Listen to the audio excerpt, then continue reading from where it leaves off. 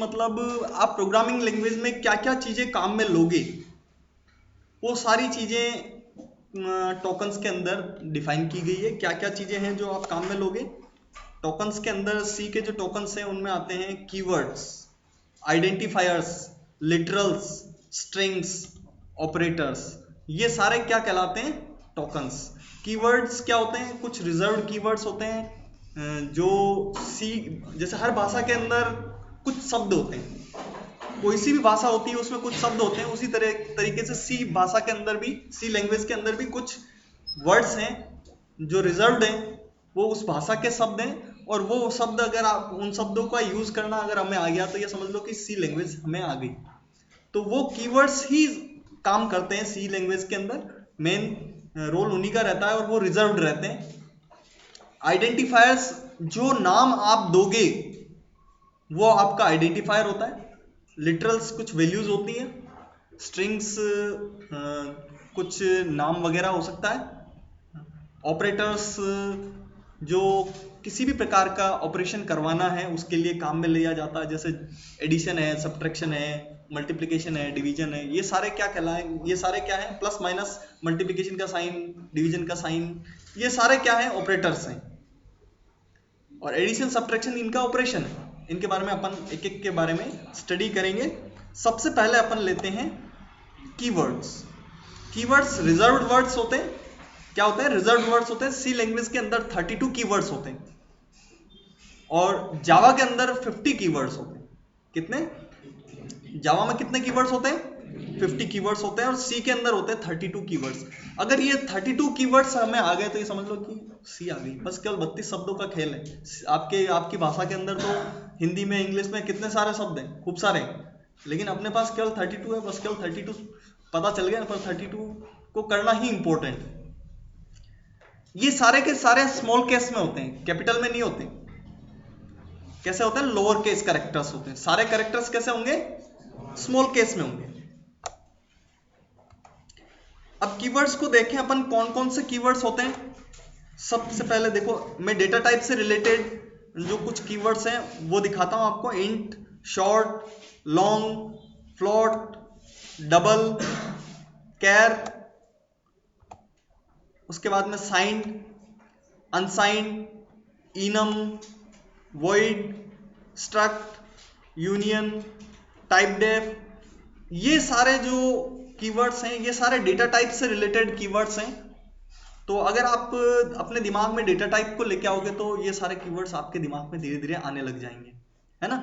तो इनकी जो संख्या अगर सी के अंदर काउंट की जाए तो टोटल 13 इस तरीके के कीवर्ड्स बन रहे हैं। कितने कीवर्ड्स बन रहे हैं? 13। सबका ध्यान इधर होना चाहिए। नेक्स्ट, स्टोरेज क्लास से रिलेटेड 4 होते हैं, ऑटो, एक्सटर्न, स्टैटिक और रजिस्टर। 4 कीवर्ड आपके ये हो गए। कंडीशनल कंट्रोल की बात करें तो 8 कंडीशनल कंट्रोल होते हैं। If, else, switch, case, default keyword, while, for, do. ये सब कंडीशन से रिलेटेड जो कंट्रोल्स, कंडीशनल कंट्रोल में काम में आने वाले जो कीवर्ड्स हैं वो ये वाले कीवर्ड्स हैं।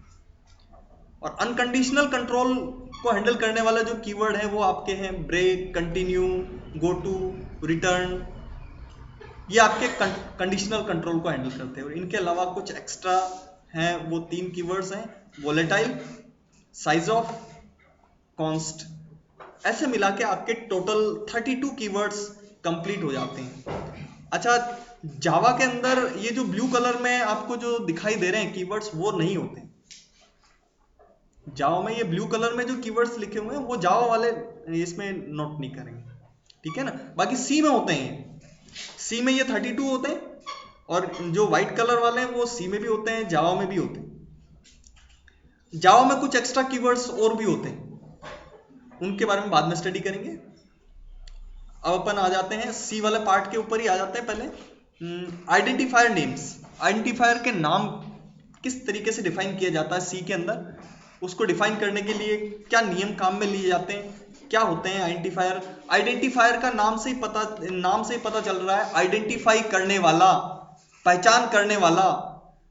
आप किसी चीज को पहचानो कैसे, उसके लिए क्या करते हो, आप नाम देते हो उसको। जैसे आपका नाम कैसे दिया जा देगा, आपके मम्मी पापा ने आपका नाम रखा ताकि आपको पहचाना जा सके, आपको बुलाना हो तो मैं पर्टिकुलरली बुला दूं कि भाई मिस्टर एक्स कम हियर, है ना। तो आपका नाम रखा गया है ना उसी पर्पज से। तो आप जो नाम रख रहे हो वो यूजर डिफाइंड नेम, यूजर जो डिफाइन कर रहा है जो नाम, वो कहलाता है आइडेंटिफायर नेम। आइडेंटिफायर नेम में वेरिएबल का नाम हो सकता है, एरे का नाम हो सकता है, फंक्शन का नाम हो सकता है, या क्लासेस है तो सी में तो क्लास होती नहीं है, लेकिन अगर क्लासेस है तो क्लासेस के नाम भी हो सकते हैं। जावा या दूसरी लैंग्वेज की बात करें सी प्लस प्लस, तो वहां पे क्लास का नाम भी हो सकता है, या कोई भी नाम जो आप दे रहे हो वो आइडेंटिफायर है। आइडेंटिफायर का नाम रखने के कुछ रूल्स हैं। वो रूल्स इस प्रकार से हैं कि सबसे पहले आइडेंटिफायर का जो नाम है उसमें A to Z लेटर्स होते हैं। क्या होता है? A to Z लेटर्स होते हैं।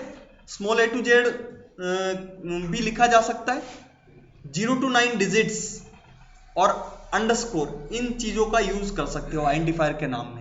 आइडेंटिफायर के नाम में क्या क्या चीजें यूज कर सकते हो? अल्फाबेट्स में से A to Z, स्मॉल या कैप्स, स्मॉल केस भी हो सकता है, कैप्स में भी हो सकता है। डिजिट्स में 0 to 9 डिजिट्स है आपके पास, और अंडरस्कोर की एक स्पेशल कैरेक्टर है।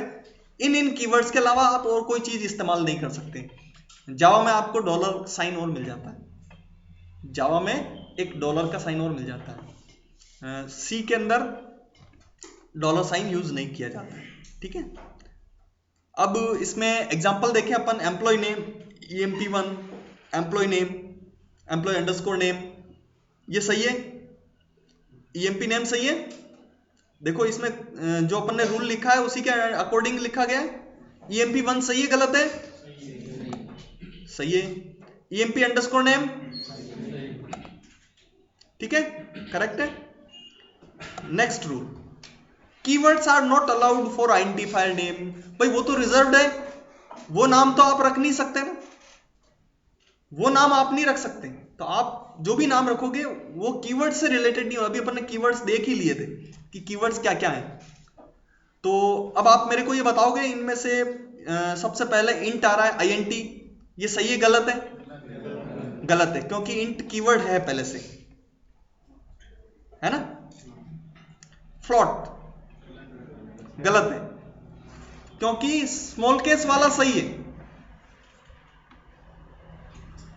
फ्लॉट क्या है? कैपिटल F आ रहा है तो कीवर्ड्स अलाउड है। कैपिटल F आ रहा है तो भाई रिजर्व वर्ड नहीं है ना, रिजर्व नहीं होना चाहिए। INT रिजर्व था इसलिए अपन ने क्रॉस कर दिया उसको, मतलब इनवैलिड बता दिया उसको कि वैलिड नहीं है, ऐसा नाम नहीं दे सकते आप INT नाम का कोई वेरिएबल नहीं रख सकते। कैपिटल F लिख देते हो तो लिख सकते हो फ्लॉट में, स्मॉल f लिखते हो तो नहीं लिख सकते। देखो फ्लॉट लिखा तो लिख सकते हो क्या? नहीं लिख सकते। देखो फ्लॉट नहीं होगा। INT अंडरस्कोर फ्लॉट सही है गलत है? नाम रख सकते हो ऐसा या नहीं? INT अंडरस्कोर फ्लॉट नाम रख सकते हो या नहीं? देखो इंट कीवर्ड है, फ्लॉट कीवर्ड है, लेकिन इंट अंडरस्कोर फ्लॉट कीवर्ड नहीं है। समझ में आई बात? तो ये भी क्या है? सही है। समझ में आ गई बात?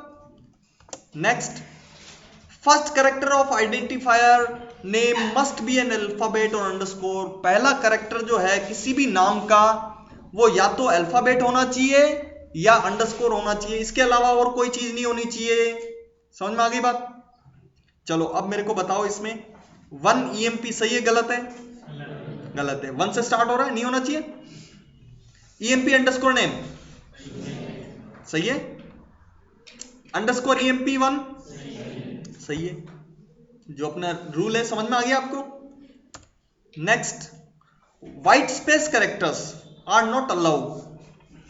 आइडेंटिफायर नेम में व्हाइट स्पेस कैरेक्टर्स अलाउड नहीं होते। व्हाइट स्पेस कैरेक्टर्स किसको कहते हैं? ऐसा कोई भी कैरेक्टर जिसको टाइप करने पे आपको कुछ भी दिखाई नहीं दे रहा है वो व्हाइट स्पेस कैरेक्टर कहलाता है। जैसे स्पेस है ना, टैब, एंटर, न्यू लाइन, है ना, ये सारे कैरेक्टर्स जो है वो क्या है? व्हाइट स्पेस कैरेक्टर्स है। तो किसी भी नाम में व्हाइट स्पेस कैरेक्टर का यूज नहीं किया जा सकता। समझ में आ गई? जैसे आपने किसी वेरिएबल का नाम रखा EMP स्पेस नेम, तो वो गलत है। ऐसा नाम रख सकते हो? नहीं रख सकते। EMP टैब नेम नहीं रख सकते। White space characters are not allowed. Any other special characters except underscore are not allowed. Underscore के अलावा कोई भी स्पेशल कैरेक्टर अलाउ नहीं है। एक ही स्पेशल कैरेक्टर अलाउ है, कौन सा? अंडरस्कोर। जावा के अंदर डॉलर भी अलाउ होता है ना? जावा के अंदर डॉलर भी अलाउ होता है, वो बात अलग है, लेकिन सी के अंदर केवल अंडरस्कोर ही स्पेशल कैरेक्टर यूज किया जाता है। अच्छा ये बताओ, अमाउंट @100 गलत है। EMP has price in dollar गलत है। चलो नेक्स्ट पे आते हैं।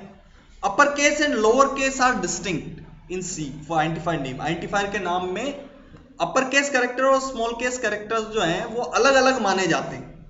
अगर जैसे आपने कोई वेरिएबल का नाम नेम दिया, NAME, कैपिटल N दे दिया और एक में स्मॉल में नेम दे दिया, तो ये दोनों अलग अलग वेरिएबल माने जाएंगे, एक ही वेरिएबल नहीं है। ये दोनों वेरिएबल्स अलग अलग होंगे, ये दोनों नाम अलग अलग पहचाने जाएंगे, दोनों एक ही नाम नहीं है। समझ में आ गई बात? जैसे VB वगैरह पढ़ते हो तो VB के अंदर ऐसा होता है कि आप स्मॉल में लिखो, कैप्स में लिखो, वो अपने आप ले लेता है।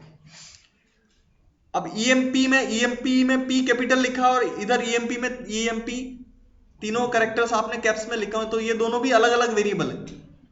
ये दोनों क्या है? अलग अलग है। नेक्स्ट रूल है length of identifier name. Identifier की लेंथ कितनी होगी?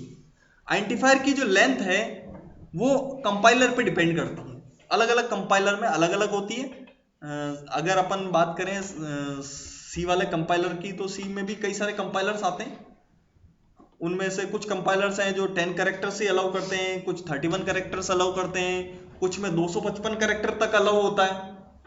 तो वो डिपेंड किस पे करता है? कंपाइलर पे। अब इसके अंदर आइडेंटिफायर की लेंथ अगर 10 है, सपोज दैट अपन ये मान लेते हैं कि यदि किसी कंपाइलर की लेंथ 10 है, तो इसका मतलब ये हुआ कि अगर मैं किसी वेरिएबल का नाम मैंने जैसे दे दिया employee_name1, जैसे यहाँ, जैसा कि यहाँ पे दिया हुआ है, और एक दूसरा वेरिएबल बनाया मैंने employee_name2, ये दोनों वेरिएबल सेम वेरिएबल है, अलग अलग वेरिएबल नहीं है। क्यों? देखो आप इनकी लेंथ गिनो, ये केवल 10 तक ही गिनेगा भाई। इसका कंपाइलर इसकी लंबाई कहां तक लेगा? 10 कैरेक्टर गिनो, 1 2 3 4 5 6 7 8 9 10, n तक ही आ रहा है, और इधर भी n तक आएगा। उसके बाद के कैरेक्टर्स को ये छोड़ देगा। तो अब देखो ये नाम तो दोनों सेम दिख रहे हैं। अगर मैं छोड़ दूं तो क्या होगा? ये दोनों नाम सेम दिख रहे हैं, मतलब मैं क्या कहूंगा? आइडेंटिकल है, दोनों सेम है। दोनों क्या है? दोनों सेम वेरिएबल है, दोनों सेम। देखो 1 और 2 लिखा हुआ है, अलग अलग दिख रहा है, लेकिन है नहीं, दोनों सेम वेरिएबल। अगर 10 लेंथ काम में लेता है आपका कंपाइलर, तो इसी प्रकार से अगर 31 कैरेक्टर की लेंथ वाला कंपाइलर है आपका, तो 31 कैरेक्टर तक तो वो आपको डिस्टिंग्विश कर लेगा, अलग अलग मान लेगा। लेकिन जैसे ही अगला कैरेक्टर आया और वो उसको छोड़ने लग जाएगा। समझ में आ गई बात? नेक्स्ट रूल, नेक्स्ट जो आप